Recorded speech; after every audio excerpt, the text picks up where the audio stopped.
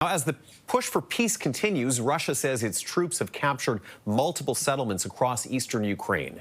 Russia's defense ministry says forces captured 6 new settlements in the country's east, including in the Donetsk region. All of this happening as work is underway in Ukraine to repair power lines near a nuclear power plant in the country's east. And officials say power was restored to more than 1 million households in and around the capital of Kyiv a day after a massive Russian drone attack.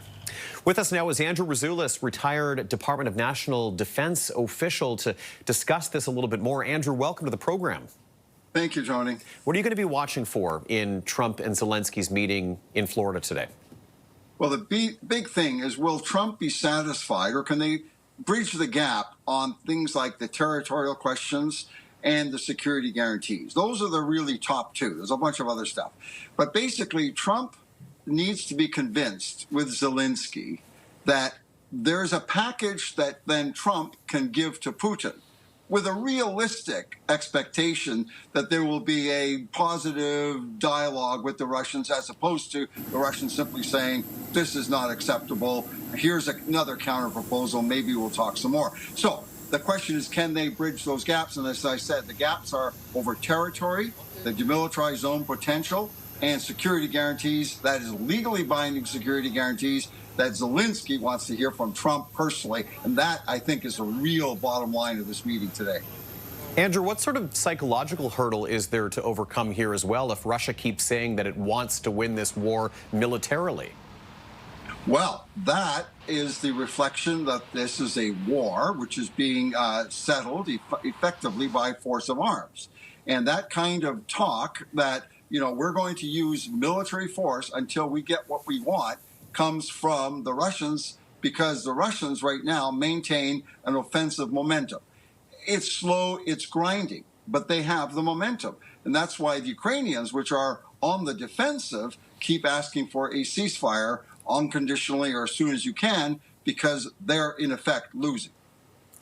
Yesterday, Zelenskyy made a point of stopping in Canada on his way to this meeting in the U.S., and we did see some new support announced by the Prime Minister.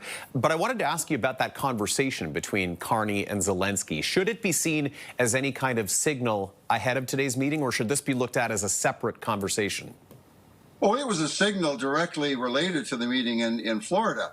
I mean, what Carney was doing, and he's also speaking on behalf of the Coalition of the Willing, that, you know, they have Ukraine has the backing of the Coalition of the Willing, Canada, Europe. And he's going into a very tough meeting today. And he's got a very tough negotiation ahead of him.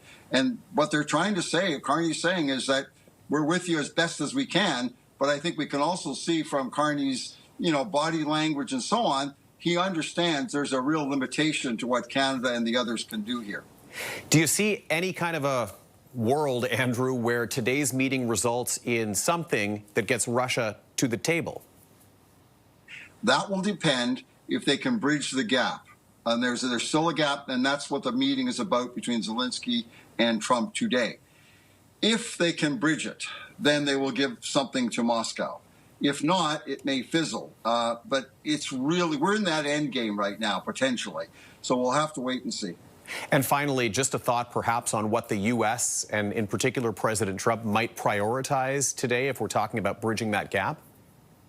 He will insist on the Ukrainians probably pulling back from the Donetsk area so that the Russians get the fortress belt. That for the Russians is a must-have, and they were prepared to continue the war if they don't get it. So Trump knows that.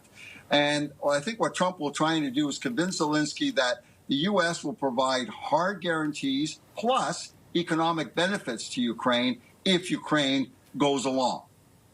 Andrew Rasiulis is a retired Department of National Defense official. We really appreciate your analysis today, Andrew. Thanks so much for joining us.